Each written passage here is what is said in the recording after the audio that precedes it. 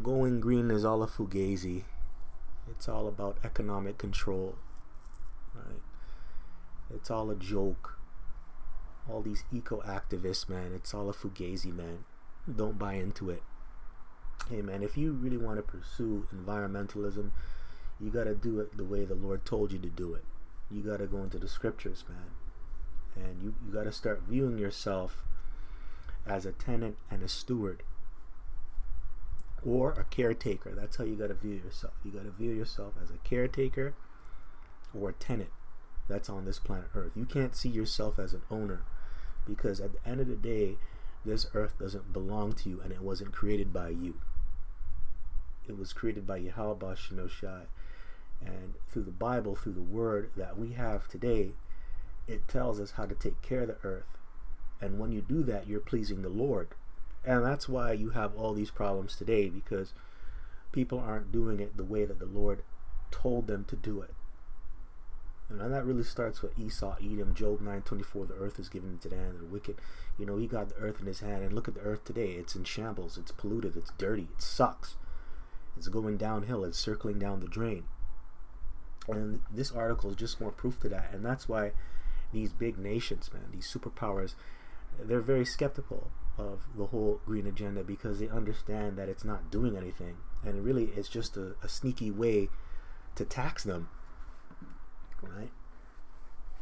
You know, it's just a way to say which industry profits and prospers, and which industry doesn't prosper, right?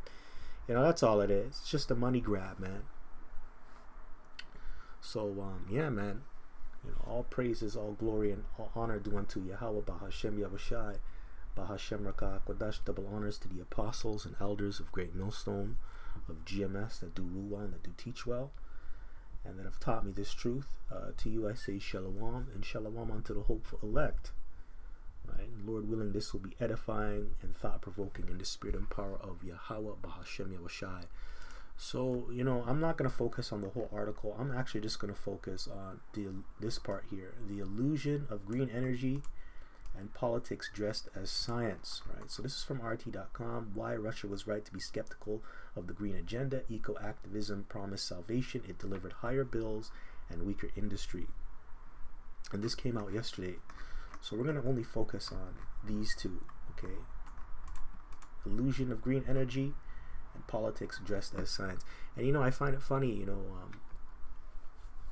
this month, right, I think it was about a week ago, or this week that just passed, you had this man, Donald J. Trump. He went to the United Nations, right? He showed up there, you know, the United Nations General Assembly, right? So he actually criticized renewable energy, and he actually called it a joke. He attacked things like carbon accounting mechanisms, and he also accused these environmentalists, which they're the experts, so to speak. He accused them of bringing forth these extreme claims, man. Right? He also argued that the climate predictions by the UN and these other experts or environmentalists had been exaggerated or wrong completely. You know, he just shut that shit down. But why is that? You know, some people just say, well, it's because the United States, they profit from destroying the world, right? Which, you know, that's true. But he knows it's just a scam. You know, it's just another way to put their hands in your pockets. And that's why these nations like America and Russia, they're very skeptical of the green agenda. You know, it's all about money. And really, this whole idea of going green does more harm than good. Right? It does more harm than good. And and you know, they don't really think that this really helps the environment. You know, it hasn't really had an effect on reducing the planet's climate. Right? So it's a joke. Anyways, man, before I get to scriptures, I'm going to just read these two paragraphs here. It says, the illusion of green energy. The world has embraced wind turbines and solar panels as symbols of ecological virtue. Yet the reality is less flattering. Turbines require cutting cutting down forests, building roads, and installing machines filled with oils and non-biodegradable fluids. Producing one consumes as much energy as it will generate over its lifetime. Usually 10 years, disposable afterwards is a nightmare. Electrical cars, the darlings of climate summits, require lithium, cobalt, nickel, all mined with immense environmental damage, often in the poorest countries, which that brings forth exploitation. Right? They exploit poor people. A lot of them are working for free. You have slavery and child labor, man. So it exploits the poor. That's another thing. But that side of the equation is politely ignored, you see? I recall driving through Germany's Black Forest and seeing villagers protesting against wind farms. They knew their reality. Green often means destroying the landscape to save someone's conscience. So it's just all about appeasing someone's psyche. They feel like they're doing a good thing, but they're really destroying this place. And that's Esau, Edom, man. That's just his psyche. Remember, Job 30:8 says they were vile in the earth and they were children of fools. That's how a fool thinks. This is how foolish people think. That's the spirit of a foolish person, man. But anyways, man, the fool has said in his heart that there is no God. And this is exactly how the ungodly move, man. It's all about what they think. And when you also go into the scriptures, we're not supposed to dabble into our own thoughts because our thoughts are wicked. We're only supposed to go off the thoughts of Yahweh Bashem El Shai. And how do you know the Lord's thoughts? You got to go into the Word. And the Word doesn't tell you to make green devices. It doesn't tell you to go green this way. Right? It doesn't tell you to do all of this. Anyways, let's move on. It says politics dressed as science. This is why many in the West now suspect the green agenda has less to do with nature than with politics. The European Union in particular uses climate policy as an instrument of economic control. Environmental virtue becomes a currency, a way of disciplining member states and industries. Meanwhile, the planet itself looks no cleaner. In the Pacific Ocean, the garbage patch stretches across 1.5 million square kilometers, larger than many countries. Microplastics are in the fish, in the water, even in human organs. Southeast Asia, which contributes most to the crisis, has no appetite for Western lectures. Its people cannot afford biodegradable packaging. The green sermons of Europe fall flat against the hard facts of poverty. Exactly, they can't afford. And if you were to get all these nations to convert, they wouldn't. And that would actually do more harm than good, for their economies.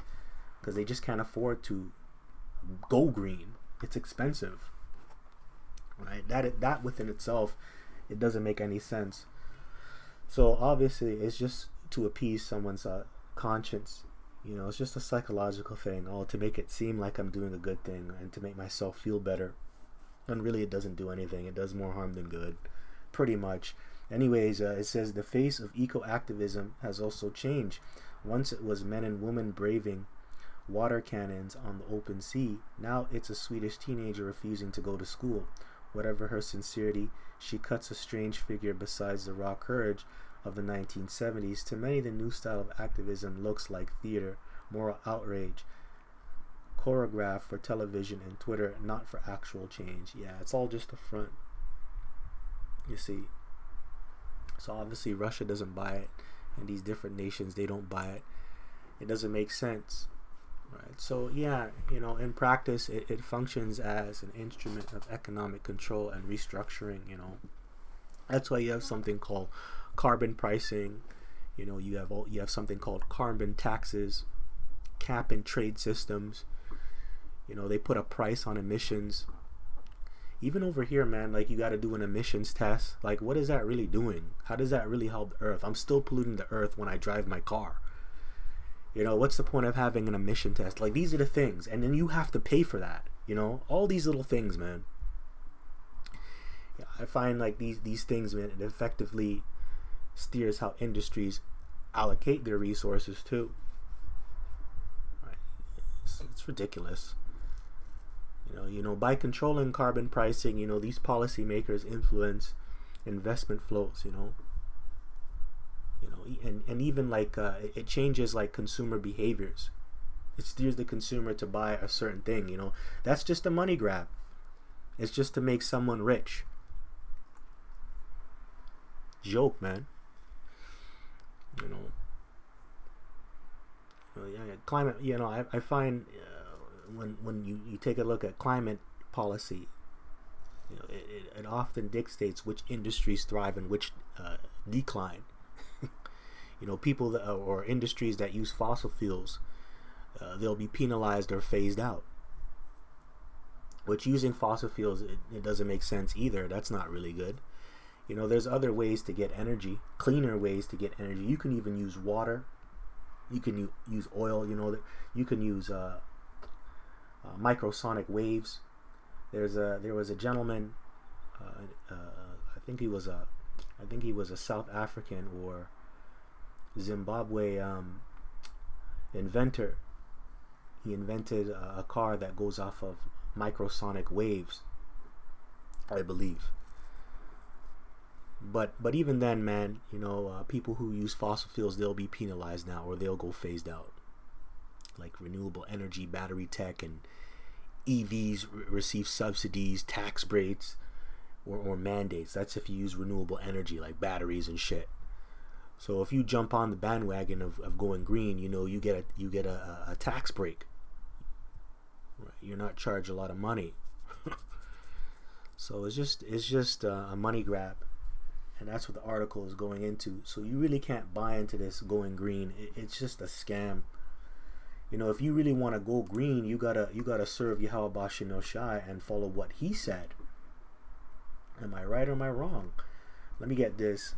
Let me start off here, because this is just letting you know that pretty much the Lord is telling you that, look, you're really a caretaker and a tenant that's on the planet Earth.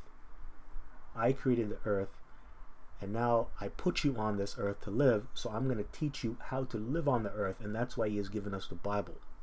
Right? So you got to go by the Bible standard on keeping the Earth clean, which this world is not following that.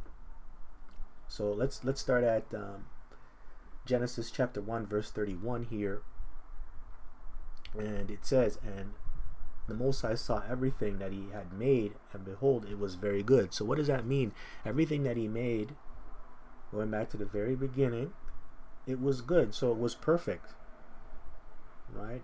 Nothing needed to be changed. Right? Nothing was imperfect. Everything was perfect. It was perfect. It was great. Good, right? So, and the evening and the morning were the sixth day. So let's move on to the next one. Right? Because when you go into the Bible, I'm going to just say it flat out. The Bible doesn't use the modern word that is, environmentalism. But there are themes of creation care, stewardship, and respect for the earth. And that's what we're going to go into, right? So I'm just reading this one just to prove to you that, the Lord, he is the maker. He's in control.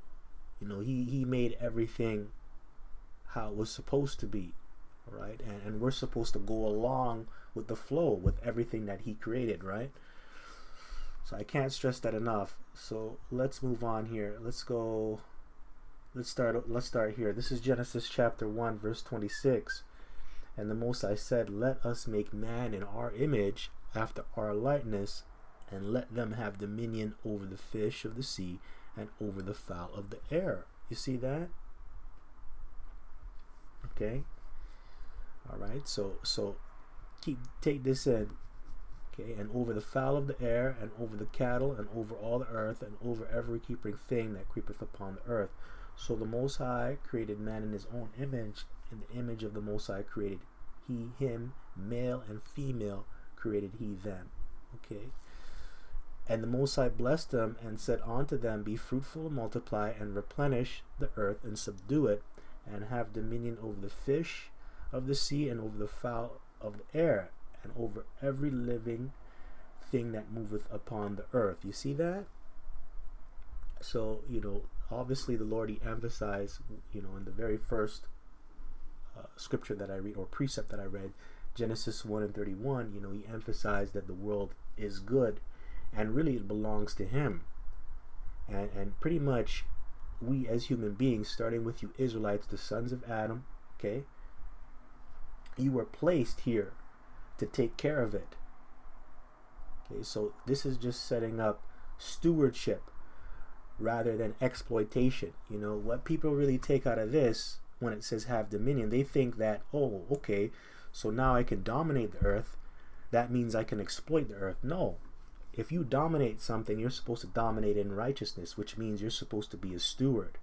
Okay, you're not supposed to exploit and manipulate the planet Earth and then destroy it. No, you're supposed to take care of it. And that's what man right now is not doing, especially the so-called white man and the 2/3. You ain't taking care of this place. You're actually destroying it. But mainly the so-called white man, because he's in the power seat right now. Job 9:24. Now let's get another precept. It shows you how we're supposed to take care of the earth as righteous men. We're going to go to the example of Adam. All right, so this is Genesis we're going to start at chapter 2, verse 15. And it says, and the Lord took the man, okay, and this is talking about Adam now, okay, because there was a separation. Now he put Adam in the garden, put him in Eden, okay. So, and the Lord Yahweh took the man and put him into the Garden of Eden, which Eden simply means paradise, man. Because this world is supposed to be a paradise. Right now the earth isn't a paradise. It's actually a death trap. It's actually the world is actually against us right now.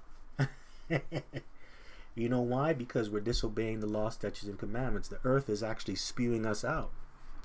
Matter of fact, before I move on, let me bring that point out through a scripture. This is Leviticus chapter 18. I'm going to start at verse 27. For all these abominations have the men of the land done, which were before you, and the land is defiled, that the land spew not you out also when ye defile it, as it spewed out the nations that were before you. You see? And that's why these nations, they lost the land, especially them Canaanites, man. We took over that land. New Canaan. We got Israel, our home. That's because they were doing wickedness, man. They were defiling the earth, and they were going into spiritual wickedness, which also pollutes the earth as well. And that's all being done today in this modern time.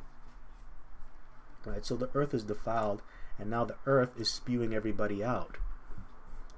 It's rejecting the landholders or the stewards of the land, the caretakers, which are the tenants. And you're the tenants. And you know what? The landlord has the right to kick you out your home if you're not doing the right things. Right? If you're not taking care of the home, if you're not paying the rent, and etc., he can kick you out, man. And if you don't take care of your home, by default, the home will actually break down while you're living in it. So, hey, the Lord is allowing the earth to spew us out because we're not taking care of it the right way. And going green isn't going to do anything. This whole green agenda, this eco-activism, all this stuff, it's a waste of time, and it's really a money grab. It's about you feeling good, working on your conscience to feel good when you're not doing any good in reality. It's all a money grab. It's all to appease someone's psyche. What a joke. Can't wait to get the hell up out of here. Oh, and by the way, we are in the Day of Atonement right now. So you Israelites, you should be fasting, and you should be afflicting your souls and abstaining from sin. Okay, you should have done the Shabbat service if you were given the chance to, if you were able. You should have done that. You should have put up them prayers and curses. And now you should be reflecting, and also you should have read the different chapters going into the atonement. I believe Leviticus 16, Leviticus, I believe it's 23, You should have been reading those chapters, man. So you're supposed to afflict your soul, and you're supposed to atone from your sin. And if you don't, if you don't acknowledge this day, you could be cut off from the nation of Israel. So it's very important. It's very important. So anyways, let's move on. So this is Genesis chapter 2, verse 15. I'm going to read it again. And Yahweh, the Most High Power, took the man and put him into the Garden of Eden to dress it and to keep it. So this is the point. You know, when you go into the word dress, it's about keeping the laws, statutes, and commandments, going into the Levitical service, okay, which is you being a priest. And a priest is an overseer, man, an overseer over sacred things. And the earth itself is actually very sacred, right? And you know, there's different spirits on the earth when you go into nature, and you have to have wisdom to take care of it, right? To take care of the environment, and that wisdom is found in the scriptures. Anyways, man, I hope that makes sense. So this is not the commentary. Why did I click commentary? My fault. So let's go into interlinear here. So we can read dress it, right? Ibad. Okay, so ibad. This is to work, serve, to labor, work, do work, to work for another, serve another by labor, to serve as subjects, to serve the Most High. Interesting. To serve with Levitical service. So we know the Levites, they held the position of being the priests, right? And that goes back to the priesthood, which started with the Levites. So, you know, they would do the sacrifices and things of that nature, and you know, they were responsible for the temple and stuff like that. And then the high priest had to come out of the tribe of Levi, and etc. So when it goes into the word dress it, it means you have to keep it in order, and you have to be a priest while keeping the earth clean, right? So some of the things that come to mind is doing maybe a land Sabbath, which we're going to go into that. Right, we're going to go into that. Let me get more precepts here. So this is Psalms chapter 24, verse 1. A psalm of David. The earth is Yahweh's, and the fullness thereof, the world, and they that dwell therein. For he hath founded it upon the seas, and established it upon the floods. Who shall ascend into the hill of Yahweh, and who shall stand in his holy place? He that hath clean hands and a pure heart, who hath not lifted up his soul unto vanity, nor sworn deceitfully. He shall receive the blessing from Yahweh, and the righteousness from the Most High of his salvation. Right? So the earth belongs to the Lord, and we are tenants and caretakers, not owners. And if you want to take care of the earth, and if you want to serve Yahweh B'Shem Yahushua, you have to have clean hands and a pure heart, meaning your mind has to be right. You have to come in the right spirit, right? And you can't be caught up with vanity, and you can't be a liar. You can't be deceitful. Right, so that you know, in order for you to be a real eco-activist, man, you have to have clean hands, and you have to have a pure heart, and you have to be serving the Lord. You have to put off vanity, and you can't be a liar. So it shows, you know, these people, these eco-activists, they're all full of shit. They're all full of shit. They don't believe in Yahweh B'Shem Yahushua, and they're not following the ancient past, man, the old way of doing things. You know, the scripture says the scriptures were written aforetime for our learning, and the Lord says we're supposed to require the old past, which is the old way of doing things, which is found in the scriptures. They're not doing that. Instead, they want to build up what's it called? Rechargeable batteries. You know, electric cars, wind turbines, and all this shit, when it does more harm than good. We just read it, right? So I just want to bring that out. Now let's get this. This is Leviticus chapter 25. I'm going to start at verse 4.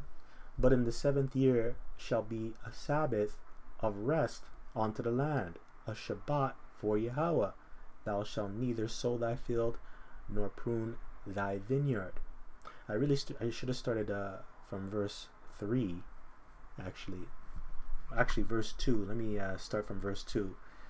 Sorry. So the Leviticus chapter 25 verse 2. Speak unto the children of Yasharahla, and say unto them, when ye come into the land which I give you, then shall the land keep a Sabbath unto the Lord. 6 years thou shalt sow thy field, and 6 years thou shalt prune thy vineyard, and gather in the fruit thereof. But in the 7th year shall be a Sabbath of rest unto the land. So in the 7th year, you're not supposed to till that land.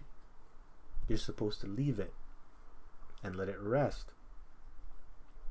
Unto the land, a Sabbath for Yahweh. Thou shalt neither sow thy field nor prune thy vineyard. That which groweth of its own accord of thy harvest thou shalt not reap. So even if on the 7th year, if things are still growing, you still don't harvest it. You got to leave it. Which Esau, he doesn't give a shit, man. He doesn't give a shit. He'll still till the earth. He'll still grow things. He'll still till the earth and harvest things on the 7th year. That's why they use fertilizers, pesticides, and things. And that's because the earth is not rested. You know, you shouldn't be using fertilizers and things like that. The reason why they're using fertilizers and things like that is because the earth is not yielding its strength like it should, because all the minerals are depleted within that soil. That's because they didn't let the land rest. Right? So that's very important, man. So if you really want to go green and save the earth, practice the land Sabbath, man. Like I said, Esau Edom ain't gonna do that. Alright, so neither gather the grapes of thy vine undressed, for it is a year of rest unto the land. And the Sabbath of the land shall be meat for you, for thee, and for thy servant, and for thy maid, and for thy hired servant, and for thy stranger that sojourneth with thee. And for thy cattle, and for the beasts that are in thy land, shall all the increase thereof be meat. You see? And thou shalt number 7 Sabbaths of years unto thee, 7 times 7 years, and the space of 7 Shabbats of years shall be unto the 49 years. Okay, so that's the law. Okay, so let's get another one. This is Proverbs chapter 12 verse 10. A righteous man regardeth the life of his beast, but the tender mercies of the wicked are cruel. You see? So what is this suggesting, man? It's suggesting that, you know, even the Lord, man, he tells you to take care of your animals. You got to tend to their needs. But, you know, I just want to go back on Leviticus chapter 25, going into the Sabbath.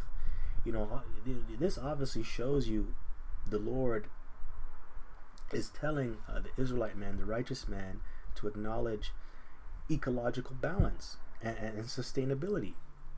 Because that's what you're getting when you practice the land Sabbath. You know, so this precept, man, it speaks volumes, and it also cuts these so-called eco-activists, and it shows you they're all full of shit. They're all full of shit. All right, so yeah, you know, going back to Proverbs 12 and 10, man, the righteous care for the needs of your animals. So you're not supposed to be cruel onto your animals. You know, things like factory farming and things of that nature. You have these animals being injected with steroids. They're not even eating the right foods. You know, and factory farming is very cruel, man. Here it is. You stuff a chicken in a cage, or you have a cow just standing in a cage, and you're injecting and artificially inseminating it. Right? You know, that's what they do. The artificial insemination. You know, that's evil, man. You're not supposed to do things like that. Right? You have all these animals. They're living on top of each other, man, and dying on each other. You know, that puts the animal through a lot of stress. You know, that's a tremendous amount of stress that the animal is going through, man. That's wicked. You know, but here it says here, the tender mercies of the wicked are cruel. Esau Edom, he sees no problem. You know, he doesn't have a problem doing that. Esau Edom is messed up, bro. Yeah, but you're supposed to regard the life of your beast, man. Esau ain't doing that. Now let's get another example. I have Jonah here. I forgot to pull this one. Jonah chapter 4 and 11. This shows you that the Lord, man, he even cares about the insignificant and inferior creatures. Right, so let's get this. This is Jonah chapter 4 verse 11. And should not I spare Nineveh, that great city, wherein are the more than 60,000 persons that cannot discern between their right hand and their left hand, and also much cattle. You see that? So let's get a better understanding by going into the NLT here. Okay, you'll understand why I brought this up. So Jonah chapter 4 verse 11, but Nineveh has more than 120,000 people living in spiritual darkness. That means they're being wicked and they don't know the truth. They don't know the Lord. Spiritual darkness, man. A lot of them are sinning. They're caught up in iniquity. Them being the condition without having the law. Some are sincere and some are not sincere. Now it says, not to mention all the animals. Shouldn't I feel sorry for such a great city? So even the animals are going to get judged. And it even, this shows you that the Lord, he shows concern even for the livestock. Not just the people, but even for these inferior creatures. So you're supposed to care about the animals. Hey, when we go off and we pollute the earth, the animals, they're affected too by it. Right? So that's why you got to go there and prophesy to the people so they can get their act together. So now they'll get more spiritual. They're going to have more regard for their beast, for the environment and things of that nature. But it's just a precept that came to mind, man. I was just thinking about that. These inferior creatures, even the Lord cares about them, man. So if the Lord cares about them, we're supposed to care about them too. Anyways, this is Revelation chapter 11 verse 18. You're gonna get punished for polluting the earth, you people, and that's why all these bad things happen to these different nations. That's why they go through plagues, they go through sicknesses, diseases, all these woes and hardships. Anyway, this is Revelation chapter 11 verse 18. And the nations were angry, and thy wrath is come, and the time of the dead, that they should be judged, and that thou shouldest give reward unto thy servants the prophets, and to the saints, and them that fear thy name, small and great, and shouldest destroy them which destroyeth the earth. You see? So hey, man, you're gonna get judged if you destroy the earth. So hey, you have to be accountable. You have to take accountability, man, for what you're doing out there on the Lord's earth. Hey, man, there's consequences and repercussions for environmental harm, man. And they don't care. People out here just don't care. Polluting the oceans, man, littering, driving all these cars, man, polluting the air, cutting down the trees especially. When this devil goes down, man, even the trees are going to rejoice. It shows you that's sad, man. And it shows that the earth is a living organism and it has a spirit. These trees, they have a spirit. They feel, man. Now this is Isaiah chapter 14. I think it's verse 4. No, verse 7. Sorry. This is Isaiah chapter 14 and 7. It says, the whole earth is at rest and is quiet. They break forth into singing. Yea, the fir trees rejoice at thee, and the cedars of Lebanon, saying, since thou art laid down, no feller is come up against us. So when this devil goes down, man, hey, them trees are gonna rejoice. Good God. Hey, man, now we can grow in peace. And you need the trees, man. The trees produce oxygen. You got the Amazon, forest. You got you got these different forces and with trees and stuff. Esau Edom is cutting them down, man, to build these mansions and for whatever he needs wood for, right? Because there's a lot of uses for trees. Because where do you get your tires? Rubber comes from trees, and there's a lot of things that there's a lot of things that are produced from trees and stuff like that. But you need them. They're cutting them down, and that's sucking the oxygen out of the air. Anyway, I made my point. So this is Numbers chapter 35, verse 33. Now, in the context of this, it's talking about how murder pollutes the land. But I'm just using this to emphasize the point that you're not supposed to live on a polluted land, on polluted land. Right? It's supposed to be clean. Wherever you dwell, it's supposed to be clean physically and spiritually. Okay, so this is Numbers chapter 35, verse 33. This will ensure that the land where you live, this is the NLT now, this will ensure that the land where you live will not be polluted, for murder pollutes the land, and no sacrifice except the execution of the murderer can purify the land from murder. So whoever sheds the blood of an innocent person, their blood has to be shed. Right, so that's going to clean up the earth or clean up the land, right? So yeah, and that's what you see over here, man. There's a lot of people who murder people, and they're not being put to death. They're either sitting in a cell or they get off scotch-free. So even in that sense, the earth is polluted. You have a lot of people who put a lot of people to death. It wasn't for righteousness' sake. They did it. They murdered somebody, and now the earth is defiled, man, because their blood wasn't shed. Right. So this just further proves that where you live is not supposed to be polluted. And this is going into murder. So verse 34, it says, "You must not defile the land where you live, for I live there myself." So you don't want to shit where you eat, and you definitely don't want to shit where the Lord eats. Right? And that's why this place is getting judged, especially amongst Israel. That's why the earth is spewing you out, because this is the Lord's domain. I am Yahweh who lives among the people of Israel. You see that? And Jerusalem, Israel is a people before it's a place, and that's who the Lord is dealing with. So, hey, it has to be clean because the Lord wants it to be clean. Okay.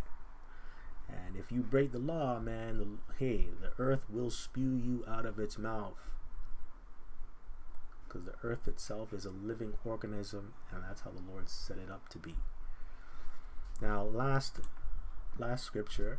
This is Revelation chapter 16, verse 18.